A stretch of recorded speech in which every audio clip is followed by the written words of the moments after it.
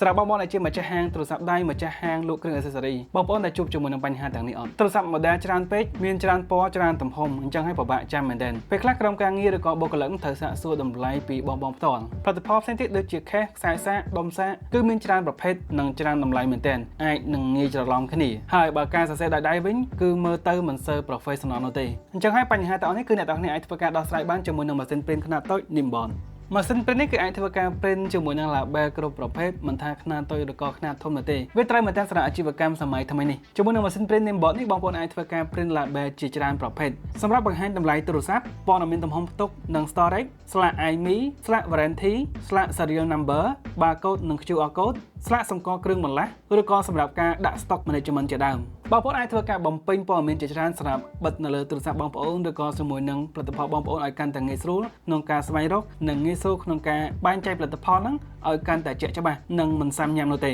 ហើយទាំងអស់នេះគឺបងប្អូនអាចធ្វើការបោះពុម្ពត្រឹមតែប៉ុន្មានវិនាទីតែប៉ុណ្ណោះហើយចំពោះការព្រីន label ជាមួយនឹងម៉ាស៊ីនព្រីន Nimbot គឺមិនត្រូវការទឹកថ្នាំនោះទេសម្រាប់បងប្អូនដែលមាន stock ជាមួយនឹងផលិតផលច្រើនទូរស័ព្ទ model ច្រើនទូរស័ព្ទច្រើនប្រភេទនិងមានតម្លៃផ្សេងៗគ្នានោះខ្ញុំគិតថាសម្រាប់ការព្រីន label បែបនេះគឺវាងាយស្រួលមែនទែនជាពិសេសសម្រាប់ទូរស័ព្ទដៃដែលបែងចែកទូរស័ព្ទដៃ condition 98 99តម្លៃខុសគ្នាច្រើនបងប្អូនអាចធ្វើការព្រីន label នេះដើម្បីជាការកត់ចំណាំបានវាជួយឲ្យបងប្អូនធ្វើការគ្រប់គ្រង stock បានយ៉ាងងាយស្រួលនិងក្រុមការងារអាចទទួលបានជាមួយនឹងព័ត៌មានជាក់លាក់សម្រាប់ប្រាប់ទៅកាន់អតិថិជនក៏ទទួលបានជាមួយនឹងព័ត៌មានងាយស្រួលក្នុងការទិញផងដែរណាមួយម៉ាស៊ីនព្រីន Nimbot នេះគឺមានជាមួយនឹងកម្មវិធីសម្រាប់ធ្វើការប្រើប្រាស់មានភាពងាយស្រួលបងប្អូនប្រើប្រាស់ជាមួយនឹងទូរស័ព្ទដៃបានគ្រប់ប្រភេទហើយគ្រាន់តែភ្ជាប់ជាមួយនឹង Bluetooth គឺអាចធ្វើការប្រើប្រាស់បានហើយ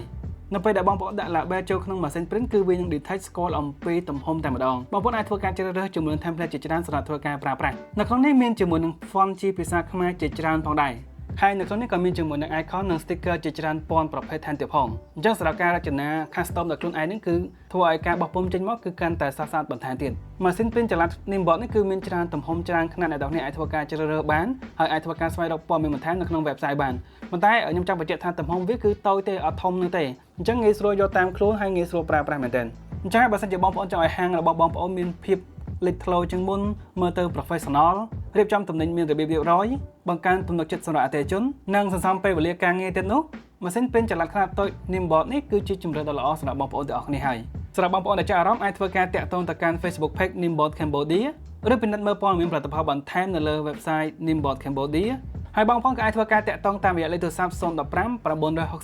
009 ដើម្បីទទួលបានជាមួយនឹងព័ត៌មានបន្ថែមនិងទទួលបានការធានាជាផ្លូវការពីក្រុមហ៊ុនផ្ទាល់អញ្ចឹងវីដេអូនេះគឺមានតែប៉ុណ្្នឹងទេអរគុណច្រើនសម្រាប់ការទស្សនាវីដេអូមួយនេះជួបគ្នានៅក្នុងវីដេអូក្រោយ